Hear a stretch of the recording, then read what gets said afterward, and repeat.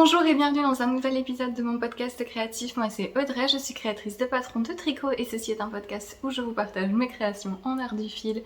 J'espère que vous allez bien, merci beaucoup de me rejoindre pour cette nouvelle vidéo. Merci aussi énormément pour vos gentils messages sous mon dernier podcast et sur les réseaux pour me souhaiter mon anniversaire. Merci beaucoup de votre soutien et j'ai un épisode qui va être assez rempli puisqu'en fait je tourne mes épisodes un petit peu à l'avance et la façon dont je m'étais arrangée a fait qu'il y a eu pas mal de temps entre le moment où j'ai filmé le dernier épisode et maintenant. Donc j'ai pas mal de choses à vous montrer. On va parler châle, on va parler projet d'été terminé, dont un que je peux pas vous montrer mais j'insérerai des petites vidéos et photos. Et un projet fini. Voilà. Et un nouvel en cours, un design pour l'automne. Donc ça y est, on va être dans cette zone particulière où je porte et je vous montre des projets d'été, mais je commence déjà à travailler sur des modèles d'hiver et bien hivernales. Voilà, j'ai prévu des choses assez épaisses, assez sans compromis pour l'automne-hiver et j'ai hâte de vous montrer tout ça. Je vais commencer, vous pouvez trouver les temps de toutes les différentes sections du podcast dans la description sous la vidéo, donc si vous voulez sauter un passage ou retrouver un projet en particulier, ça se passe par là. Je mets aussi les liens vers tout ce dont je parle, les patrons, les laines que je vais mentionner, ainsi que les liens vers mes réseaux sociaux et mes boutiques de patrons et ma page Patreon où vous avez du contenu spécial chaque mois et un moyen pour vous d'acheter mes patrons à un prix plus avantageux en soutenant mon activité. Voilà. Je vais commencer avec un nouveau modèle que j'ai publié sur Ravelry et Pays et il s'agit d'un... Alors on va dire châle, mais c'est quelque chose d'étrange, disons. C'est un châle étole écharpe modulaire. Donc c'est un projet qui se fait en plusieurs parties. Un projet modulaire, ça veut dire qu'on va parfois relever des mailles pour repartir dans l'autre sens et tricoter des sections de différentes formes de manière un petit peu aléatoire. Alors il y a des plis parce que j'ai oublié de le déplier avant de vous le montrer dans le podcast, mais voilà. Donc, alors qu'est-ce que c'est ? C'est un châle qui va pouvoir se personnaliser, vous pouvez avoir différentes formes en fonction du moment où vous vous arrêtez. Donc on commence par cette partie-ci en point mousse avec des rayures de deux couleurs et on augmente de chaque côté. On augmente assez lentement. Les augmentations sont placées de sorte à ce que ce soit assez intuitif. En fait, vous faites les augmentations à un endroit précis de vos rayures tout le temps. Comme ça, vous n'avez pas besoin de compter vos rangs vraiment. Vous pouvez juste vous repérer en fonction de vos rayures et de vos lignes de point mousse. Et vous savez que vous êtes sur un rang où vous devez faire une augmentation. Tiens, j'en profite pour vous dire, parfois les gens ont un petit peu de mal à compter les... Je parle déjà dans tous les sens, hein. Si vous avez du mal à compter les rangs de points mousse parce que ça fait des petites vaguelettes, vous voyez, en fait vous avez comme un truc en haut, un truc en bas, un truc en haut, un truc en bas, et parfois on sait pas trop comment compter. Si vous étirez le point mousse en longueur, vous allez séparer les éléments. En fait, le point mousse, donc quand vous regardez le point mousse sur une face du point mousse, ce que vous avez, c'est que vous avez un rang de mailles en droit et un rang de mailles en vert. Et les petits points que vous voyez, en fait, donc c'est un rang de mailles en vert que vous avez fait sur l'endroit de l'autre côté, c'est ce rang en vert qui est créé. Et donc quand vous étirez le point mousse en longueur, vous voyez un peu mieux les lignes. Vous voyez ? Et chaque ligne, c'est 2 rangs, du coup. Vous pouvez compter comme ça. Chacune des lignes que vous voyez là, ces lignes de points en vert, c'est 2 rangs. Voilà. C'est vrai qu'en fonction de votre échantillon et du type de laine que vous utilisez, c'est quand il est posé normalement, c'est peut-être un petit peu plus difficile, mais si vous tirez, vous pouvez un peu mieux observer les différentes lignes. Voilà. Donc on fait cette première section. Moi j'ai fait des rayures, mais vous n'êtes pas obligé, vous pouvez faire en uni, vous pouvez faire des rayures de différentes couleurs, vous pouvez voilà, faire comme vous voulez, jusqu'à un certain point où on arrête les augmentations et on passe à la deuxième section du châle, qui va être une section, la section violette que vous voyez ici, qui va diminuer d'un seul côté et qui se tricote en demi-brioche, en fausse côte anglaise. En anglais c'est fisherman's rib. Pourquoi je dis demi-brioche? C'est parce qu'en fait il n'y a qu'une seule maille brioche, vous la voyez ici. Et l'autre maille, c'est une maille en verre classique. Ce qui fait que ce n'est pas réversible et sur l'envers, vous avez quelque chose de plus plat. Voilà. C'est plus facile à tricoter parce que si jamais vous faites tomber les brins de la brioche et que vous avez un petit peu de mal, vous n'en avez qu'une. Donc vous avez une seule ligne avec le jeté de la brioche à récupérer.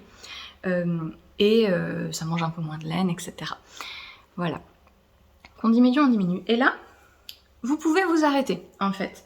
Alors, je vais essayer de vous montrer ce que ça donnerait. Vous aurez un... Je vais y arriver. Non, je ne vais pas y arriver. En fait, vous aurez comme un triangle. Un châle assez long, fin, qui se finit en triangle, puisque vous diminuez jusqu'à une pointe ici aussi. Donc quand je vous montre l'entièreté de mon châle, vous pouvez très bien vous être arrêté et n'avoir que les sections de rayures et la section violette pour avoir un châle triangulaire. Ou vous pouvez continuer et faire la troisième section.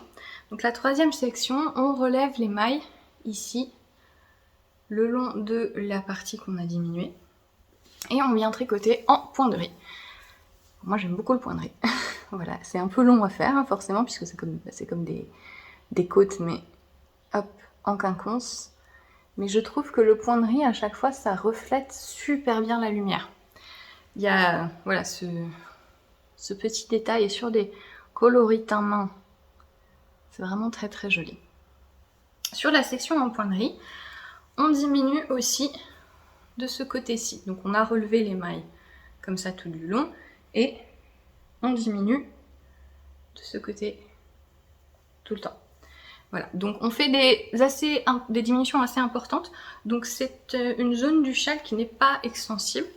Voilà, et en fait elle va former la partie, si je tiens le châle dans le bon sens, elle forme la partie qui descend et qui naturellement, vu que là c'est pas trop extensible, elle descend comme ceci et elle vient former comme une pointe de triangle ici en bas. Voilà. Vous pouvez aussi vous arrêter là. Voilà. Et vous aurez une étole un petit peu plus profonde, pas trop non plus, hein, on reste sur quelque chose qui est voilà, la profondeur maximale de l'étole, hein, qui d'un côté a une pointe et de l'autre ça se terminerait comme ceci. Voilà.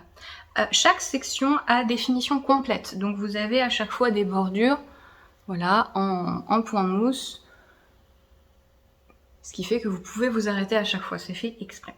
J'ai un cheveu qui se balade.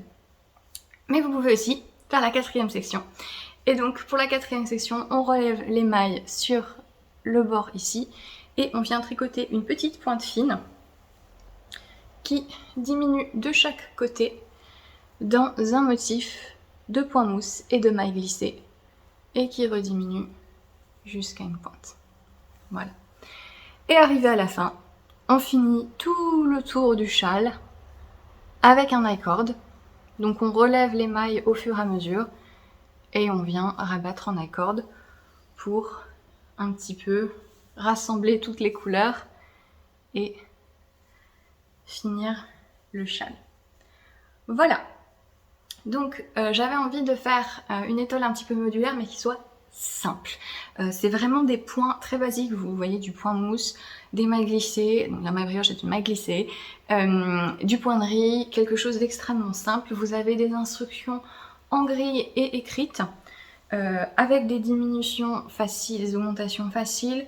Voilà, c'est vraiment pensé comme un châle débutant qui a envie d'essayer différents points de base, de jouer un petit peu avec les couleurs et avec les formes, et apprendre à relever les mailles, etc. et à rabattre en accorde. Voilà, et donc vous pouvez avoir, vous avez 4 sections et vous pouvez vous arrêter à 2, à 3 ou à 4 si vous voulez la plus grande version. Un petit peu compliqué de vous le montrer en entier, mais voilà un petit peu pour ce châle. Et donc évidemment vous pouvez aussi utiliser plus ou moins de couleurs, vous pouvez faire un châle en uni, vous pouvez utiliser juste 2 couleurs, etc. Vous avez dans le patron à la fois le détail de l'utilisation de laine par section, comme ça vous pouvez utiliser vos restes aussi. Et vous avez un schéma vide qui est sur la page du patron aussi, comme ça vous comprenez un petit peu mieux si mon truc... le problème voilà, des châles avec des formes spéciales, c'est que quand il est fini avec tout le drapé, c'est un peu compliqué de vous montrer. Mais vous avez le schéma qui est disponible sur la page du patron, comme ça vous pouvez comprendre un petit peu mieux et vous pouvez vous amuser à colorier les différentes sections pour vous donner une idée de ce que ça va faire. Bon, je vais le mettre genre 2 secondes, parce qu'il fait chaud. Mais voilà, donc c'est assez long comme ça, évidemment. Donc vous pouvez faire 2 tours, vous pouvez faire un nœud sur les 2 parties, si vous faites du coup la version complète. Voilà, moi c'est quelque chose que je prévois de porter plus ou moins comme ça, hein, un peu chaotique, mais qui permet de voir toutes les couleurs et de tenir un petit peu chaud à l'automne. Donc ça peut être un projet sur le long cours qui vous permet d'utiliser vos restes pendant l'été. Ou si vous faites les versions plus petites, vous pouvez en faire un petit châle plus léger pour le printemps, les soirs d'été, etc. Et voilà. Je vous ai dit comment il s'appelait, pas du tout. Le châle Oberon, donc, que moi j'ai tricoté dans les laines de Célène, donc Célène, teinturière française. J'ai utilisé des coloris tout à fait de saison, n'est-ce pas? Donc le beige rosé, c'est ici la couleur principale, c'est bois de rose. Le rose de rayure que vous retrouvez dans la section 3, c'est bois de rose.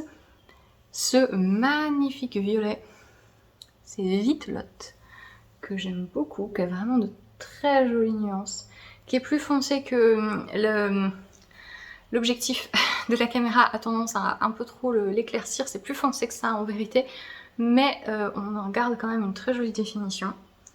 Et le dernier coloris, c'est noisette, voilà, j'ai oublié, et c'est bien noisette, tout simplement.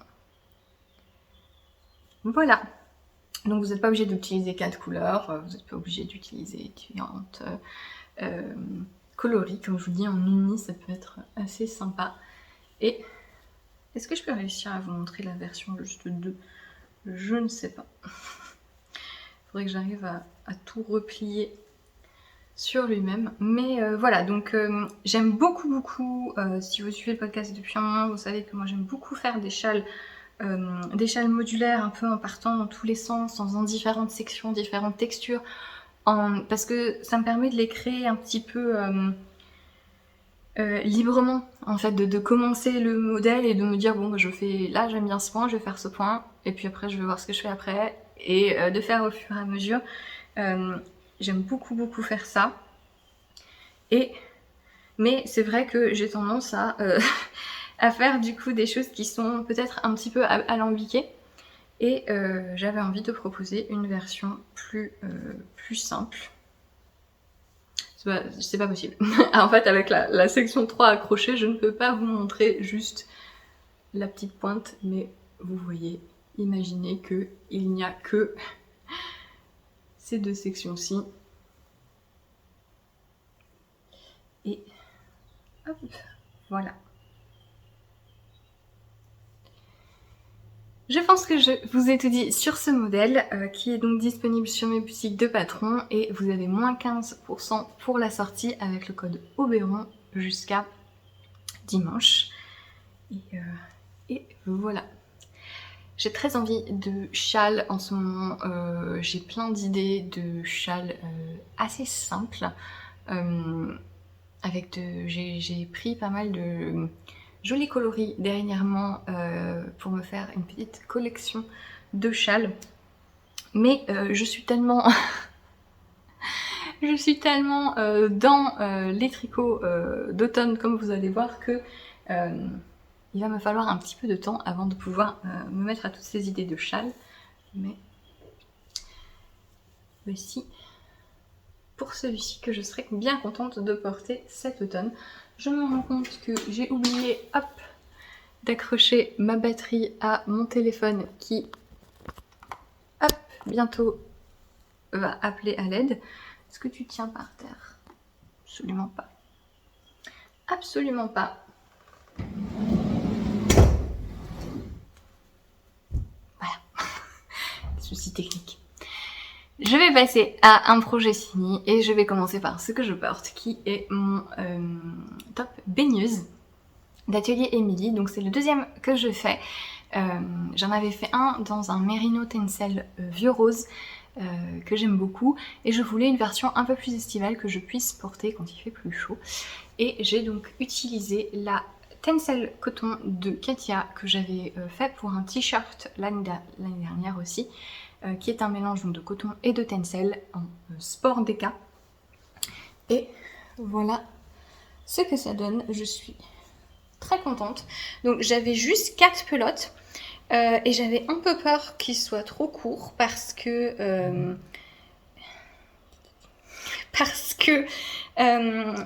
du coup je pouvais comparer à mon précédent baigneuse et il est en fait 3 à 4 cm plus court, mais ça va, c'est quand même la longueur que j'aime porter. Donc le top baigneuse, si vous ne savez pas, c'est un débardeur avec un dos un petit peu nageur. En fait les emmanchures sont larges, c'est pas si nageur que ça, mais ça l'est suffisamment pour que si je mets mon soutien-gorge normalement, on voit les bretelles. Moi c'est pas quelque chose qui me dérange. J'ai tendance à le porter sous une chemise souple en fait, où je fais ça. Je mets mes bretelles plus vers l'intérieur. Voilà, moi je suis plus embêtée. Il y a de jolis modèles avec des cols V dans le dos, mais moi ça me dérange plus de voir l'attache dans le dos. Mais les bretelles, c'est pas quelque chose qui me dérange particulièrement, mais voilà, là pour, pour vos beaux yeux, j'ai fait l'effort de les mettre vers l'intérieur. Il y a pas mal de modèles comme ça qui sortent en ce moment. J'ai vu qu'il y avait Jessie Med qui en avait sorti un avec un col un peu plus un col montant. Et il me semble que les emmanchures pour le coup sont plus échancrées.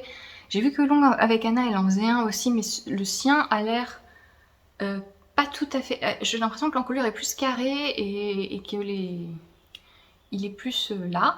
Et je me suis pris un patron de Lily Kate Metz qui est le Tonight Tops, qui est pour le coup pas du tout dos nageur, il est vraiment, les emmanchures sont là, qui a un col roulé ou, parce qu'elle est anglaise, ou je dis ça pour...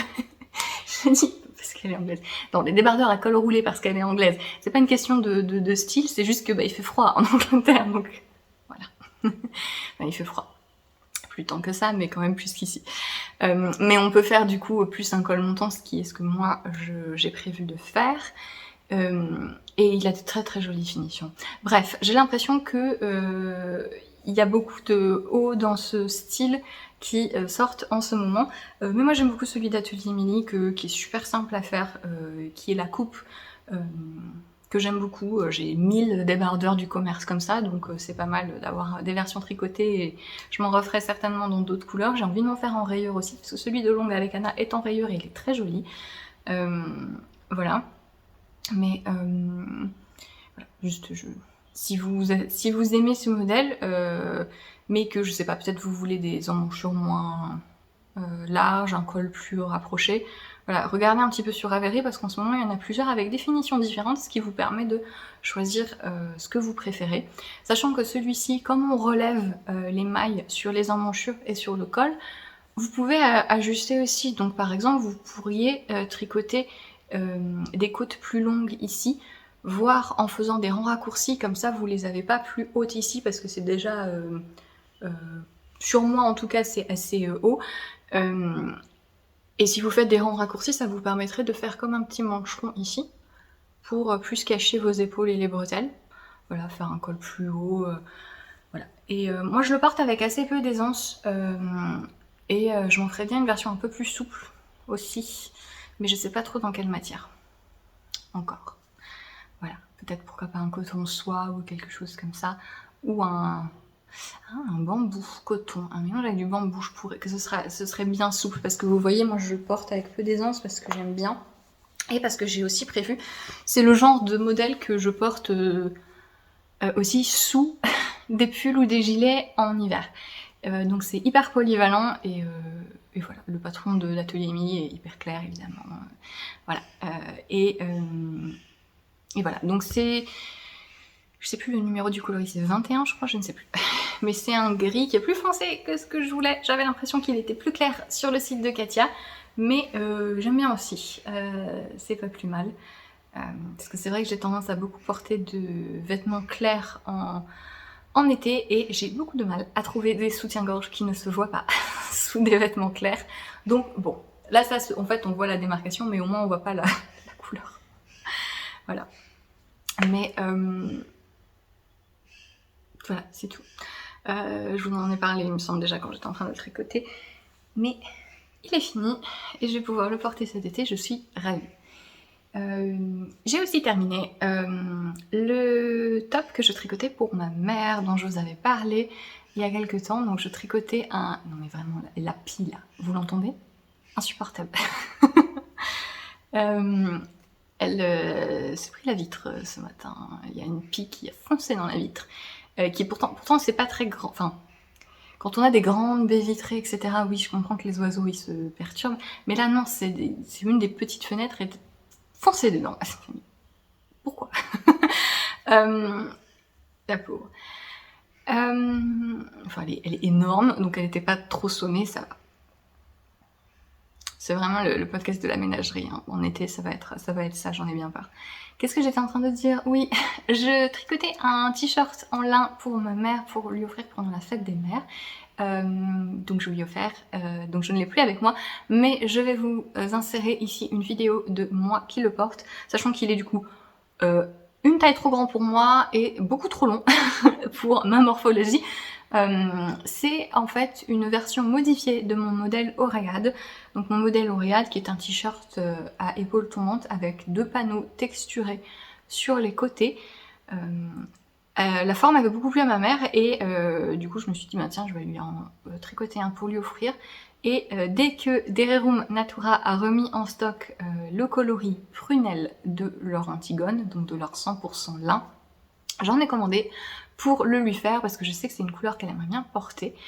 Et ce que j'ai fait, c'est que j'ai enlevé les panneaux texturés d'Oréade et j'ai tout simplement tricoté principalement en jersey avec une rayure de maille en vert tous les 4-5 cm.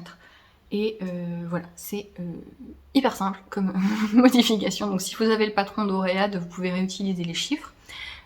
Prenez une taille en dessous si vous faites ça, parce que comme vous n'avez pas le panneau texturé, vous n'avez pas les centimètres, les mêmes centimètres. Parce que le panneau texturé donc mange plus de mesure, il est plus serré.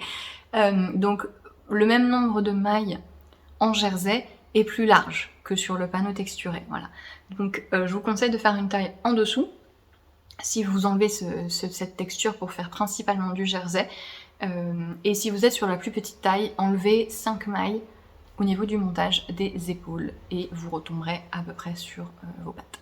Voilà, ça fera 20 mailles en moins en tout sur le corps et ça fonctionnera. Voilà. Auréade donc qui est hyper modifiable au niveau de l'encolure, donc vous pouvez faire plus ou moins dégager. Là je l'ai fait assez dégagé pour ma mère qui aime bien ça. Je l'ai fait très long parce que c'est aussi ce qu'elle préfère, ça lui a une morphologie complètement opposée à la mienne, ça n'a aucun sens. Et voilà, mais elle est très contente, elle l'a déjà porté quelques fois, donc je suis ravie que ça lui plaise. Le lin d'Héron Natura, toujours hyper agréable, hyper fluide. Très sympa. Et qu'est-ce que je voulais dire? Oui, je vous avais dit que donc je le tricotais en rond. Le top Auréade, vous pouvez le tricoter à plat et en rond. Pourquoi? Parce que moi j'ai tendance à préférer tricoter les hauts d'été à plat. Parce que déjà j'aime bien la structure qu'apportent les coutures. Et faire des coutures droites sur les côtés d'un vêtement, ça ne me dérange pas. Et ça permet d'utiliser tout type de fibres sans avoir peur que ça parte en biais. En fait, certains... Alors c'est pas que les fils d'été, hein, en fait, c'est à partir du moment où vous avez une torsion particulière dans un fil, il y a un risque que quand vous le tricotez en rond, d'ailleurs on le voit un peu là, sur mes côtes. Vous voyez comme ça part, comme ça. C'est très très visible en côte, surtout. En côte, en brioche, ça le fait beaucoup. J'ai un pull avec des détails en brioche où du coup il pique, comme ça, parce que je l'avais tricoté en single. Et en fait, c'est tous les fils qui ont une torsion déséquilibrée, dans le sens où, alors c'est pas que le fil est mauvais, c'est juste qu'il est comme ça. Par exemple, un fil single, donc un fil single, c'est un fil qui a un seul brin, il n'est pas retordu. Donc vous avez en fait la fibre qui a été filée et qui a été tordue dans un sens, et un fil single, il va juste rester comme ça. Et donc il a tendance à les tourner comme ça. Les fils végétaux, c'est aussi le même problème parce que pour que la fibre végétale se tienne en un fil, il faut la tordre très fort. Et du coup, c'est un peu trop tordu. Et, comme par exemple les fils high twist aussi. Vous avez parfois des fils à chaussettes qui sont très retordus, très rebondis. Et c'est un peu le même problème. Il peut y avoir trop de retors. Et cet excès de retors, c'est pareil, ça fait qu'on a une torsion qui est un peu déséquilibrée et qui a tendance à tourner. Au contraire, d'un fil par exemple qui serait à 2 brins, en fait ce qui se passe quand vous faites quand on file un brin dans un sens, un autre brin dans le même sens, mais quand on file les 2 brins ensemble, on les file dans l'autre sens, dans le sens opposé, dans lequel on les a filés individuellement. Et ça fait que ça équilibre la torsion, parce qu'on a de la torsion qui va dans un sens et de la torsion qui va dans un autre sens, ce qui fait que les fils de brins sont souvent bien plats, et ils le restent. Voilà. À partir du moment où vous avez un certain déséquilibre de tension, c'est chouette parce que vous avez un fil qui est très solide, qui rebondit, qui a une très jolie définition. Mais si vous le tricotez en rond, cet excès de torsion, il va un peu twister et vous pouvez avoir des hauts qui tournent comme ça, en fait. Alors ça, c'est vraiment le côté extrême, mais souvent, ce qui se passe, c'est un peu moins grave, mais c'est visuel. C'est-à-dire que vous allez avoir vos côtes qui vont partir comme ça. Et là, ça le fait un peu, vous voyez. Voilà. C'est principalement le côté visuel qu'on remarque.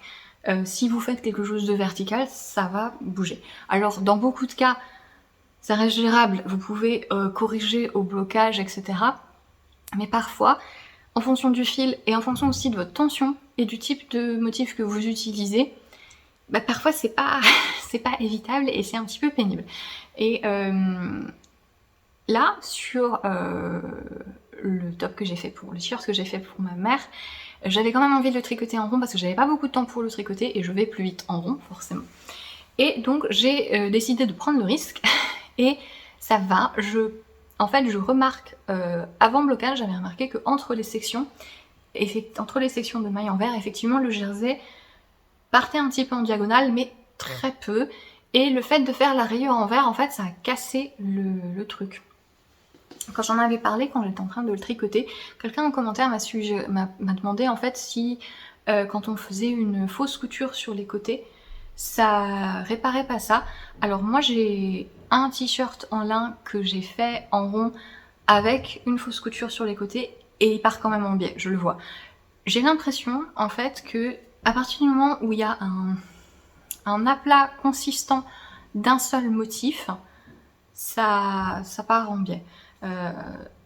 Et du coup, le fait de casser le jersey horizontalement, ça a aidé sur ce t-shirt que j'ai fait pour ma mère. Mais juste le fait de faire des coutures sur l'autre t-shirt que j'ai, des fausses coutures sur le côté, donc des fausses coutures justement, en fait c'est une maille envers de chaque côté, bah ça a pas suffisamment cassé le truc et il bouge quand même un petit peu. Bon. Mais là, en l'occurrence, au blocage, voilà, il n'y a aucun souci. Pareil, il y a les côtes qui partent un petit peu, mais bon, ça, voilà, c'est comme ça.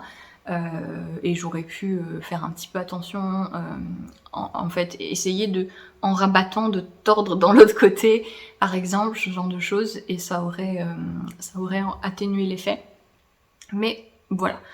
Sur ce projet-là, j'ai pas eu de soucis. Mais voilà, ça dépend, encore une fois, un peu trop du projet en particulier, de votre tension, etc., de la façon dont vous tricotez. Je pense que c'est pas pareil si vous tricotez à la continentale ou à l'anglaise.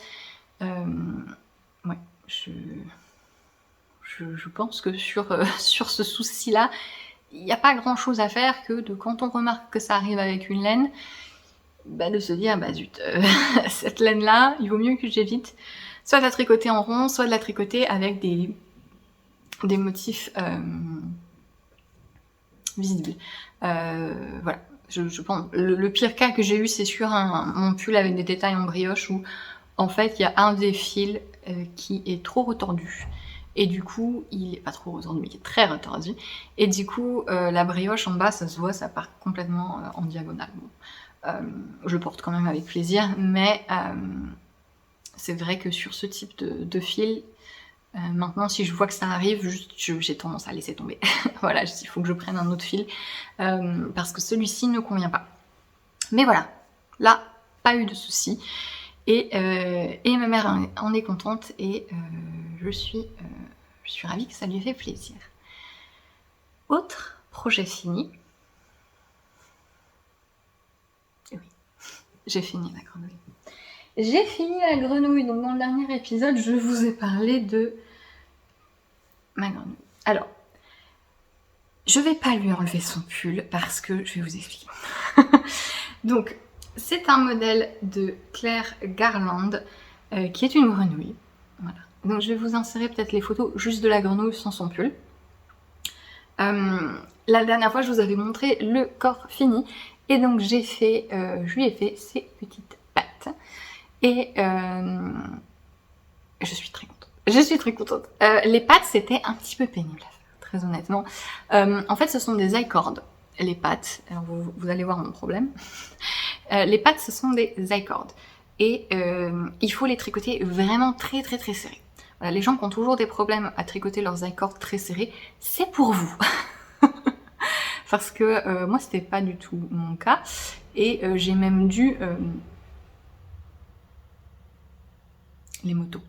J'ai même dû manuellement tirer le fil après quelques rangs parce que je tricotais pas mon I-cord assez serré et il faut vraiment bien que ce soit très très très très très serré pour que ça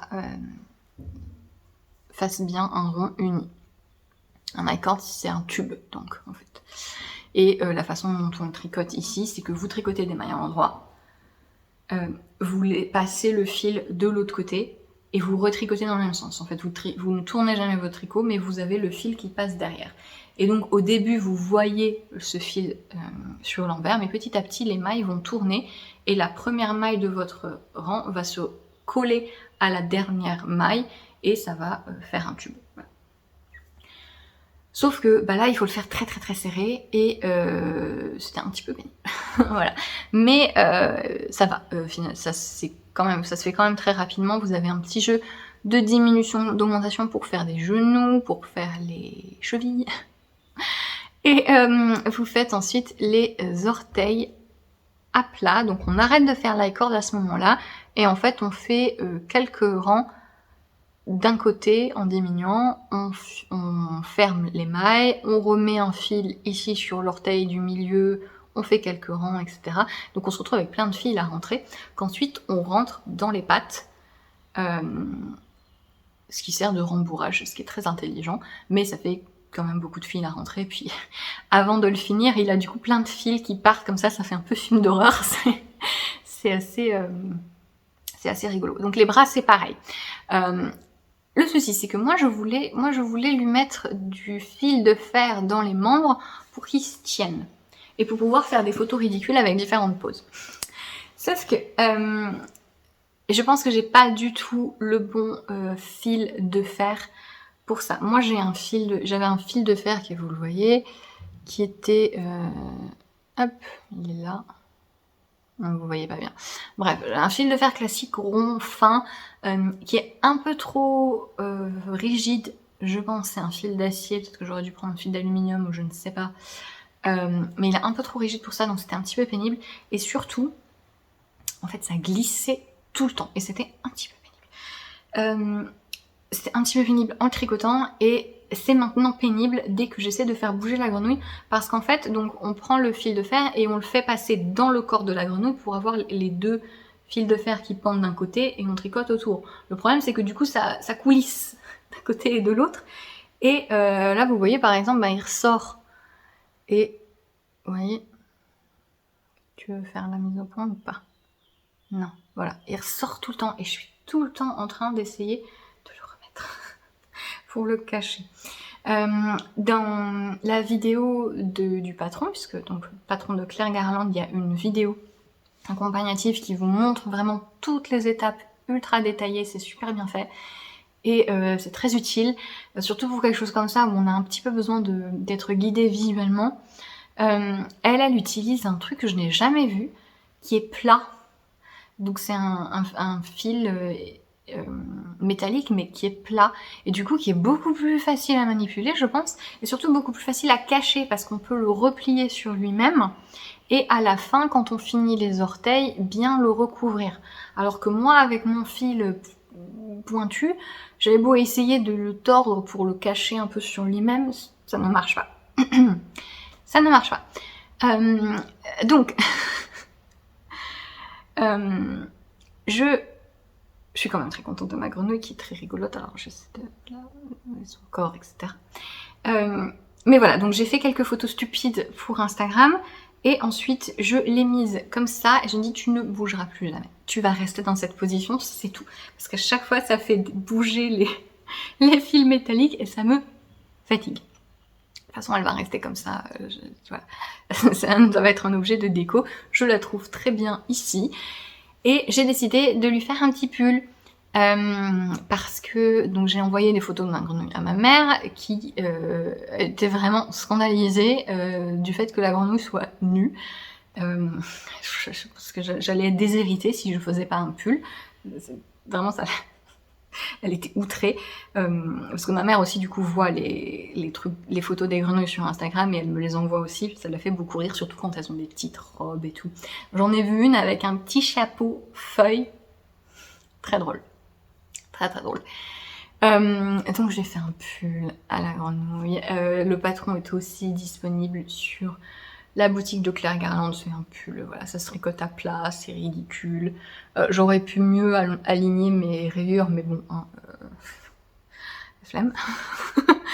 Voilà, elle est un peu long, c'est plus une tunique qu'un pull, mais ça lui va bien, je trouve ça rigolo avec son petit col roulé là.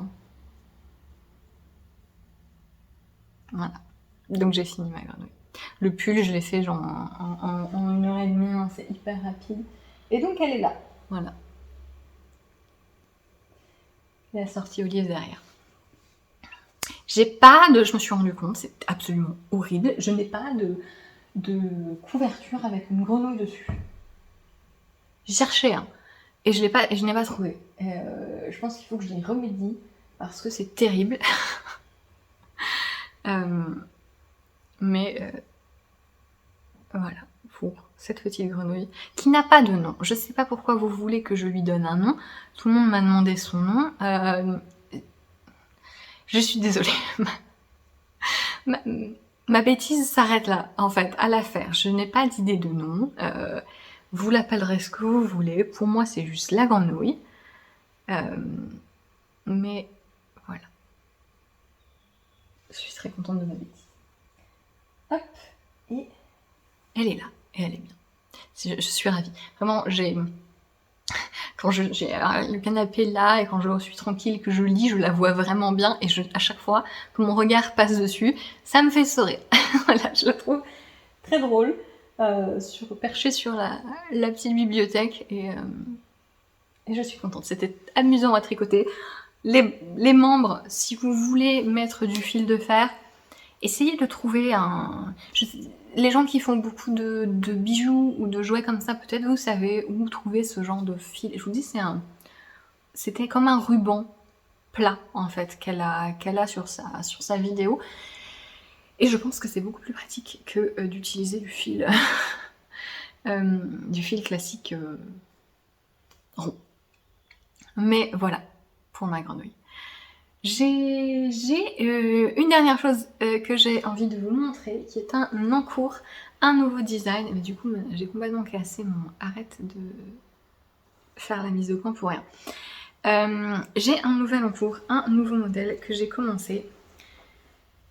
Et j'ai bien avancé. Je l'ai commencé lundi, on est jeudi. Vous allez voir. Je suis pas, alors sachant que je suis pas quelqu'un qui tricote très vite, surtout que là j'ai tricoté, c'est du jacquard, et là je l'ai tricoté que sur ma main droite parce que j'avais envie. Donc je suis pas quelqu'un qui tricote très vite, mais en fait ce qui se passe c'est que quand j'ai la bonne distraction, quand je regarde un film, une série, ou des podcasts ou autre, ou un livre, et que je suis vraiment prise dedans, j'ai tendance à beaucoup tricoter et à tricoter assez vite. Alors je fais des pauses, etc. Évidemment, faites des pauses quand vous tricotez ou crochetez ou quoi. Et donc là, je me suis lancée enfin dans la dernière saison de The Last Kingdom. Parce que il me manquait la dernière saison et le film. J'ai pas encore vu le film. Et alors c'est une série que j'aime beaucoup, mais j'ai beaucoup de mal à rentrer dedans. C'est une série... pas vraiment sur les Vikings parce que c'est plus sur les relations et l'installation d'immigrés danois, islandais, machin, en Angleterre, voilà, au Xe siècle, etc. C'est une série de livres à la base. J'ai eu un peu de mal à rentrer dedans au début parce que au début ça va très vite et c'est un peu lunaire dans le sens où le personnage principal, donc je vous en fichez, hein, sautez si ça vous intéresse pas. J'ai envie d'en parler parce que ça me... voilà, je pense qu'à ça depuis 3 jours. Donc le personnage principal, donc qui est Uhtred, son of Uhtred, voilà, son bel accent bien forcé, bien horrible. Au début, c'est un peu bizarre de... C'est pas qu'il est froid, c'est qu'il est particulier et surtout ça va vraiment très très vite et c'est la série tout le monde meurt, hein, c'est vraiment horrible et c'est vraiment genre ils rencontrent une femme, ils se marient, ils ont des enfants, les enfants meurent et la meuf ils se fâchent et ils divorcent dans un épisode. Et donc au début c'est un petit peu bizarre parce que on a l'impression que tout va très très vite et que c'est survolé, mais après ça se calme un peu et maintenant, je suis vraiment dedans parce que j'ai tout ce qui s'est passé avant et voilà, j'ai bien aimé. J'ai préféré même à Viking, je trouve. La série Viking où j'ai eu un peu de mal. Alors, je préfère la deuxième partie de Viking, là où il y a les fils. Je la préfère grandement à la première. Mais The Last Kingdom, je préfère aussi, globalement, à tout Viking, je crois. Et donc, j'avais pas regardé la dernière saison et... c'est horrible. C'est vraiment très très triste. Et je suis très en colère. Et parce que c'est vraiment tous mes personnages préférés. La dernière saison, c'est ça. Chaque épisode, tous mes personnages préférés, il leur arrive un truc horrible. Je dis, mais ça suffit. Je reconnais ça, c'est pour me déprimer. Ça suffit, laissez-moi tranquille.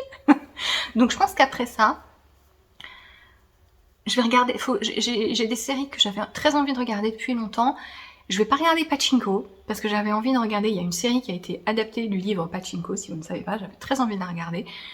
Je vais pas la regarder tout de suite, et entre les deux, je vais regarder une série joyeuse, parce que là, vraiment, la dernière saison de Last Kingdom, c'était pas possible. Faut que je regarde le film, mon frère a vu le film, j'ai dit si tel personnage que j'aime beaucoup meurt, j'ai dit ça va très mal se passer. Je vais péter un câble. Mais voilà, c'est violent comme série, hein. Voilà, alors c'est pas, comment dire, c'est pas gore, c'est pas fait exprès pour choquer, machin, mais il y a quand même des visuels où, voilà, c'est de la, oulala, hein. Mais ce que je trouve très intéressant, c'est que, notamment le personnage principal, au fil du temps, il devient vraiment beaucoup plus intéressant, et je trouve ça très intéressant d'avoir un personnage d'homme dans un cadre où on se dirait que c'est sexisme plus, et puis où je suis viril, machin, et pas du tout. Il est très... on le voit pleurer, ce genre de choses, et je trouve ça très cool. Et voilà, c'est une série que j'aime bien. C'est une série que j'aime bien, et donc j'ai commencé la dernière saison lundi, j'ai fini la dernière saison hier, j'ai commencé ce projet lundi, et j'en suis là, parce que j'étais à enchaîner les épisodes complètement omnibulée par tous les trucs déprimants qui se passaient. Mais voilà. Un yoke en jacquard. Alors ça a l'air très petit, je l'ai essayé, je vous rassure. Quand j'ai séparé pourtant j'ai tout bien fait mes calculs, je vérifie mon échantillon au fur et à mesure, et en théorie c'était bon, mais quand je le regarde comme ça, je me dis mais c'est petit. Mais en fait non, c'est bon. Parce que je veux qu'il soit près du corps. Ça va être un jacquard assez ajusté. Alors, normalement, je me suis débrouillée de sorte à ce qu'on puisse quand même avoir un petit peu d'aisance, sans que ça fasse n'importe quoi. Mais je verrai avec mes testeurs ce qu'elles font. Mais donc, c'est un pull en jacquard. Et donc, il se commence par le haut avec des côtes. Donc, moi, je fais des cols montants parce que je me rends compte que sur les yokes, c'est vraiment ce que je préfère. J'ai un peu de mal à trouver la forme de yoke qui me plaît vraiment beaucoup. Je crois que je suis assez restreinte, du coup j'aime pas trop les yokes dégagés. En fait, je trouve que ça me fait bizarre avec ma forme d'épaule, j'aime pas trop. J'ai aussi un peu de mal à les porter parce que moi si je porte un pull, c'est qu'il fait suffisamment froid pour que j'ai besoin d'avoir le cou porté. Je trouve aussi que les cols plus près du cou, ça me va mieux de manière générale, mais pour l'hiver encore plus. Et cette forme d'empiècement circulaire, moi je trouve qu'il faut pas que ça me casse ma ligne. Alors c'est très personnel, hein, ça va dépendre des morphologies, mais moi je trouve qu'il faut pas que ça me casse ma ligne d'épaule et que du coup si c'est comme ça, on a l'impression que c'est tombant. Et donc je préfère vraiment avoir des cols montants sur les yokes et soit peu d'aisance, soit vraiment beaucoup d'aisance, mais si j'ai beaucoup d'aisance, il faut quand même que le col soit très serré. Donc voilà, j'ai envie de me faire il y a un patron de Sari Nordlund il y a 50 patrons de Sari Nordlund que j'ai envie de tricoter. En plus là elle est en train de faire des trucs d'été qui sont très jolis aussi. Mais bref, elle a des pulls en jacquard qu'elle a sorti récemment, j'ai envie d'en faire un et j'ai l'impression que c'est pile la bonne forme pour moi, mais peut-être qu'il faudrait que je fasse attention à ce que le col soit vraiment montant. Enfin près du cou ici, parce qu'après il y a plus d'aisance. Mais une forme de yoke qui, je le sais, me plaît, c'est ajusté. Je sais que ça me va. Et donc c'est ce que j'ai choisi de faire. Donc ça va être un pull avec pas d'aisance positive ou très peu et un col montant. Voilà, donc ce que je voulais dire, c'est que moi j'aime bien les cols montants, mais les yokes, c'est assez facile de tricher et de monter plus de mailles. Donc moi je monte un certain nombre de mailles, je fais mes côtes, et à la fin des côtes, on a un rang d'augmentation avant de faire des rangs raccourcis.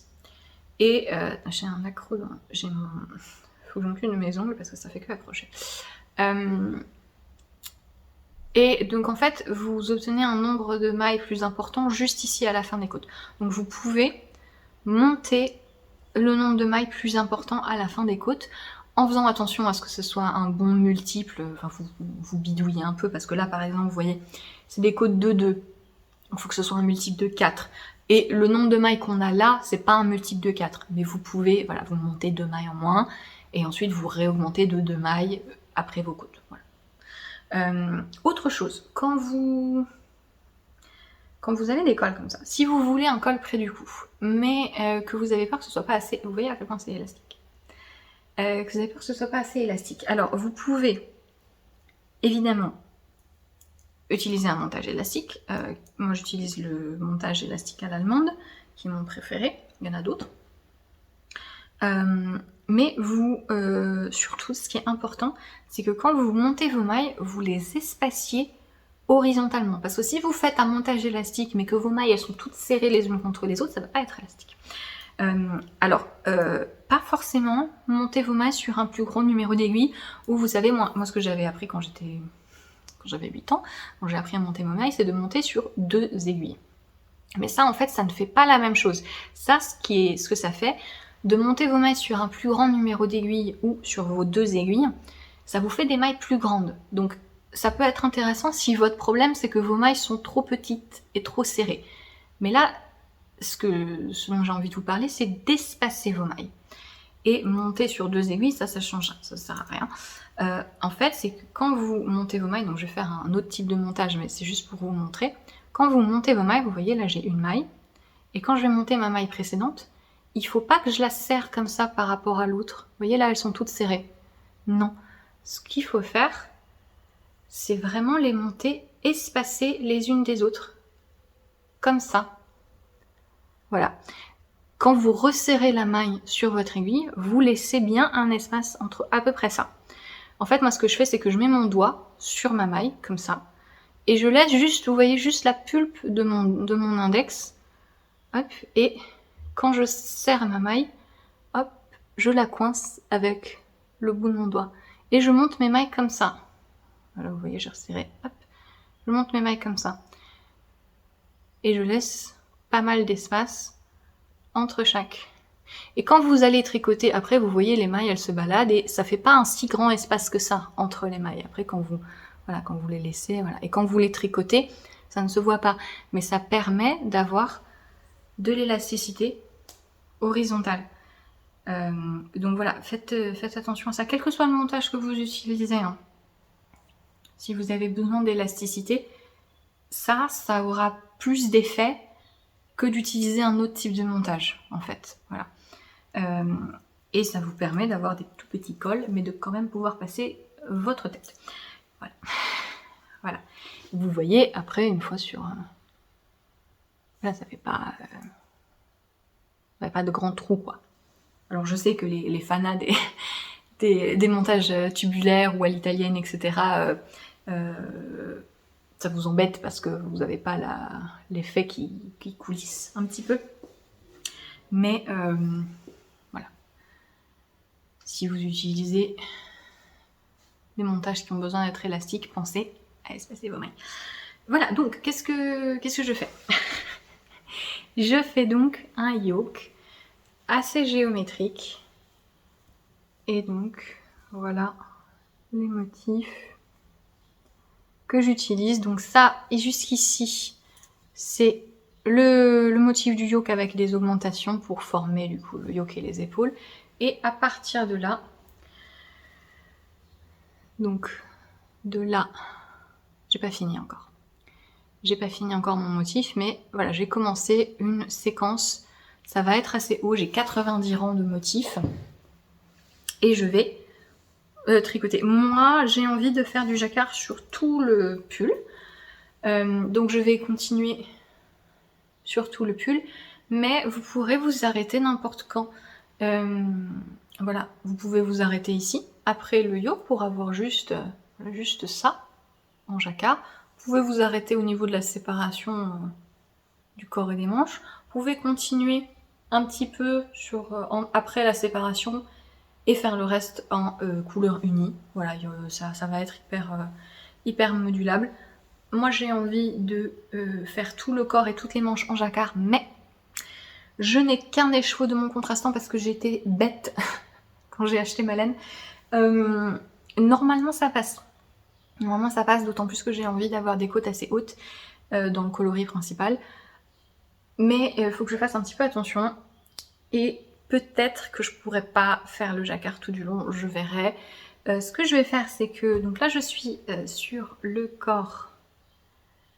Voilà, donc il manque encore 2 grands motifs qui en fait est une version différente de ça coupée en 2. En fait, ça va aller dans un sens puis dans l'autre. Voilà.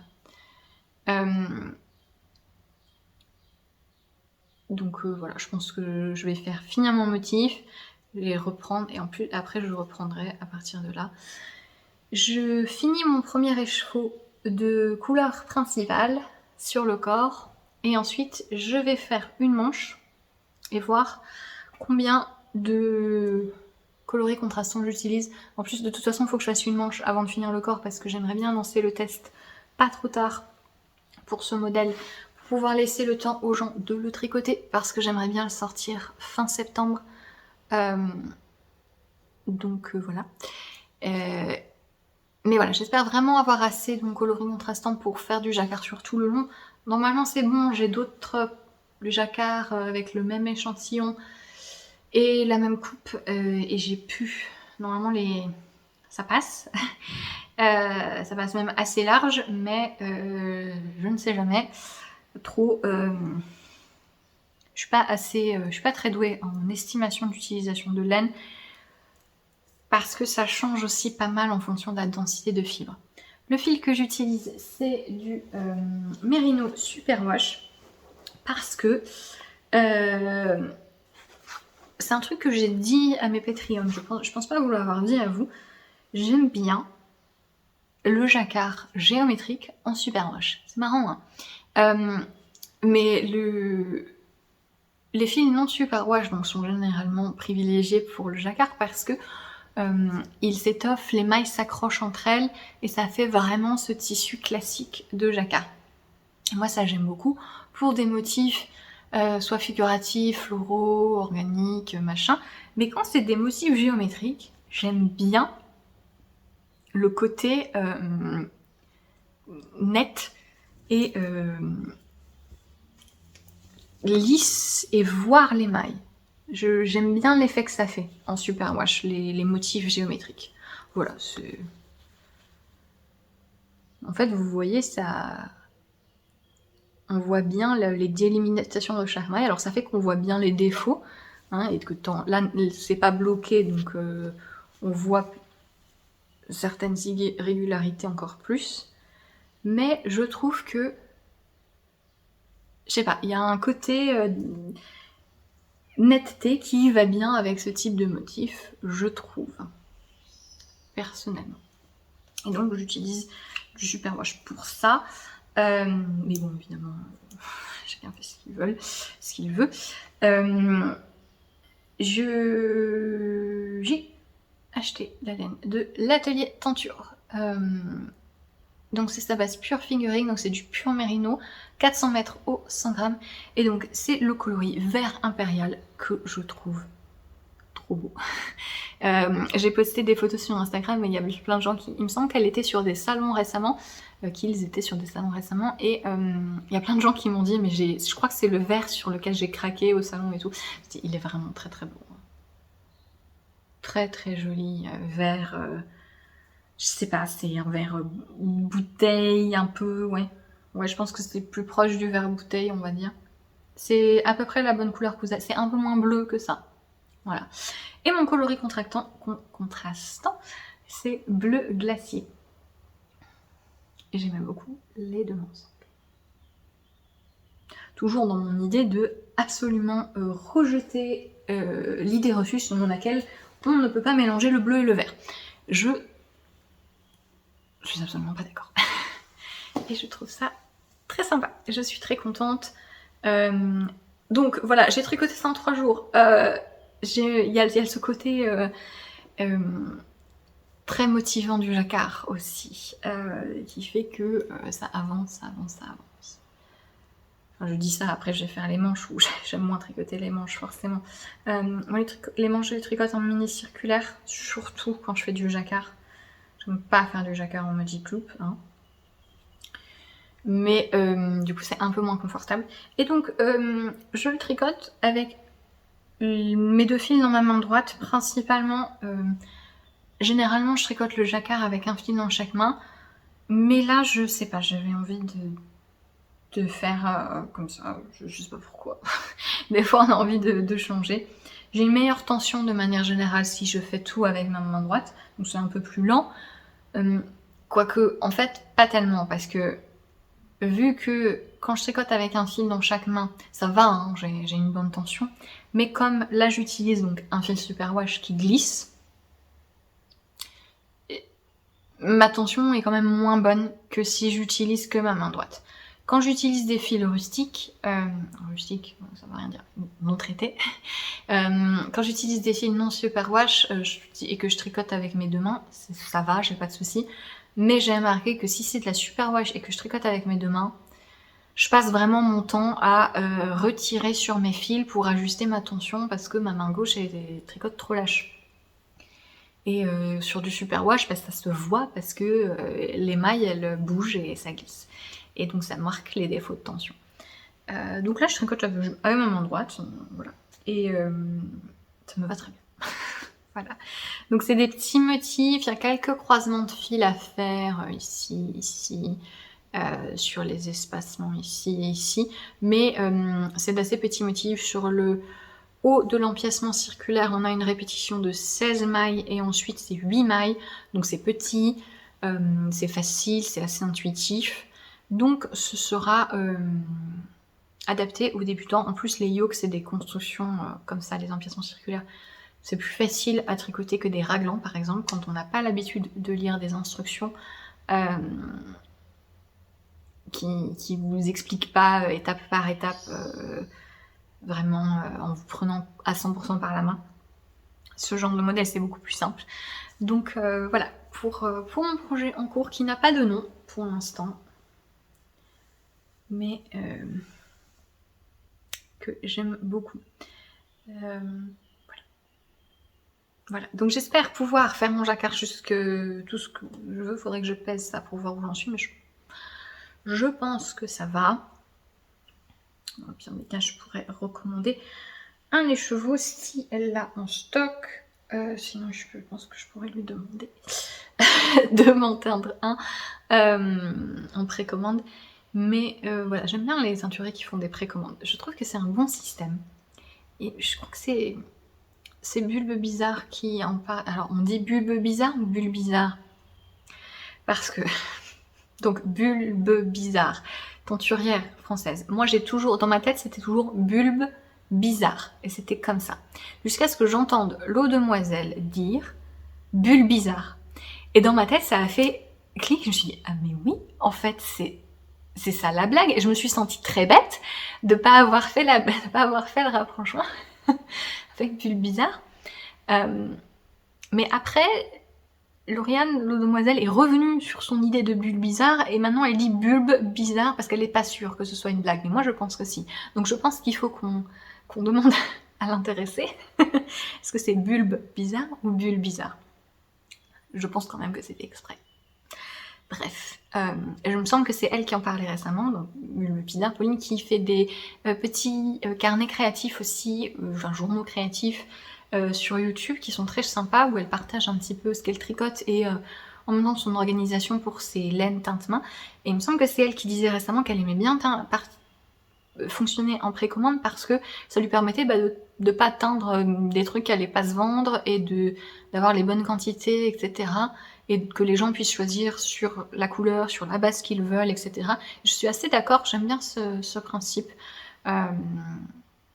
Voilà, je trouve que c'est bien. Alors, ça fonctionne pas pour tout le monde, hein. Il y a certains, je pense notamment aux gens qui teignent de façon naturelle, ça va être un petit peu pénible de faire des systèmes de précommande. Et pas forcément gérable, en fait, parce que, vu À moins de dire dès le départ aux gens, bah, c'est une intu avec ces plantes-là, mais voilà, vous n'aurez pas forcément une image fixe de ce que ça va donner. Mais oui, voilà, j'aime bien les systèmes de précommande. Je sais pas pourquoi je parle de ça. Mais oui, si jamais j'ai besoin de plus de bleu glacier, mais je pense que ça va le faire. Je pense que ça va le faire. De toute façon, voilà, j'ai envie d'avoir des longues côtes, donc vous avez des rangs raccourcis sur la nuque. Voilà. Et voilà, pour mon cours du moment que j'aime beaucoup, j'étais assez bavarde pour pas grand chose aujourd'hui, mais c'est tout pour cet épisode qui, je l'espère, vous aura plu. Merci beaucoup d'avoir regardé. Je vous dis à bientôt, tout début juillet normalement. J'espère que vous passez une bonne fin de printemps, début d'été. Quand vous voyez ça, normalement, c'est passé. Et je vous dis à la prochaine. Salut!